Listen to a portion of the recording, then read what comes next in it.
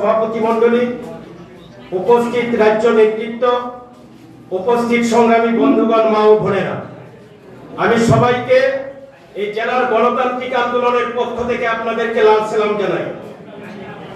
কৃষকদের অত্যন্ত প্রিয় দেশের ঐতিহ্যবাহী কৃষক সংগঠন সারা ভারত কৃষক সভা, তার তৃণমূল স্তর থেকে সম্মেলন শুরু হয়েছিল প্রায় 2 মাস ব্যাপী।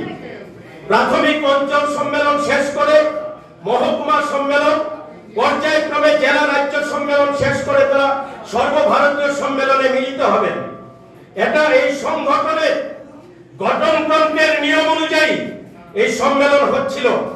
এই সম্মেলন উপলক্ষে দেশের বিভিন্ন প্রান্তে সম্মেলন তার প্রকাশ্য সমাবেশ সংগঠিত হচ্ছে। আমাদের ত্রিপুরা রাজ্য 2018 সালের পর গণতন্ত্র আক্রান্ত, সংবিধান অচল, বিরোধীদের বিরোধী দল করা যাবে না এমন হুলিয়া জারি করেছেন।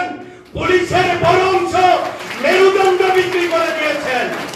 আমরা যখন এই কমলপুরে কোনো কর্মসূচি করতে যাই, কমলপুরের আরক্ষা প্রশাসন বারবার আমাদের পারমিশন দিচ্ছেন না। শাসক দল যখন খুশি যেখানে খুশি কর্মসূচি করে, ওদের কোনো পারমিশন নেই, ওদের ক্ষেত্রে আরক্ষা প্রশাসনের কোনো বিধিনিষেধ নেই। আজকের প্রকাশ্য সমাবেশ নিয়ে প্রায় 1 মাস আগে আরক্ষা দপ্তরের কাছে চিঠি দেওয়া হয়েছিল। গতকাল গভীর রাতে আমাদের একজন নেতৃত্বের বাড়িতে হঠাৎ করে চিঠি পাঠিয়ে দেওয়া হয় যে আপনাদের প্রকাশ্য সমাবেশ করা যাবে না, এটা বাতিল করা হলো। এই ধরনের ঘটনা শুধু গতকালকেই না, এই ধরনের ঘটনা বারবার আরক্ষা প্রশাসন করছে। এভাবে লাল ঝান্ডাকে রুখা যাবে না, লাল ঝান্ডাকে জমানো যাবে না।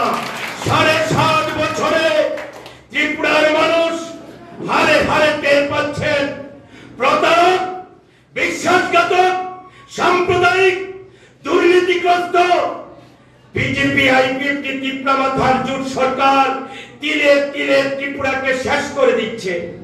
অভাবের যন্ত্রণায় সন্তান বিক্রি হয়, অস্বাভাবিক মূল্য বৃদ্ধি, তার সঙ্গে বেকার বাহিনী, মানুষ যেন প্রতিবাদ না করতে পারে, বেকাররা যেন প্রতিবাদী না হয়, নেশার সাগরে ডুবিয়ে নেশায় পুত করে রেখেছে, তারা যেন সুস্থ চিন্তা ভাবনা না করতে পারে, প্রতিবাদ না করতে পারে, তার জন্য নেশার সাগরে ডুবিয়ে দিয়েছে গোটা ত্রিপুরাকে।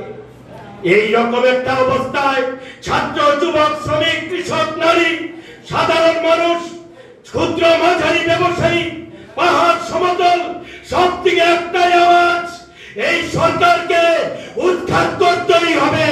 আমরা ভুল করেছি সরকারকে এনে।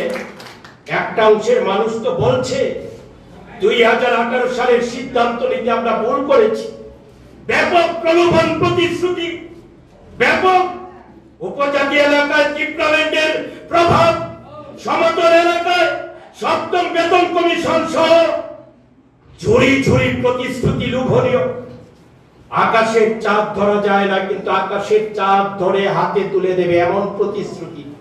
প্রতিশ্রুতিতে প্রলুব্ধ হলেন একটা অংশ, বিশ্বাস করেছিলেন নরেন্দ্র মোদী, অমিত শাহদের। এই বিশ্বাসে ছাই, কিছুই হলো না। ত্রিপুরা 7.5 বছরে পিছিয়ে গেল। আমাদের এই বছর ছাত্র, যুবক, শ্রমিক, কৃষক, নারী প্রতিটি সম্মেলন হচ্ছে।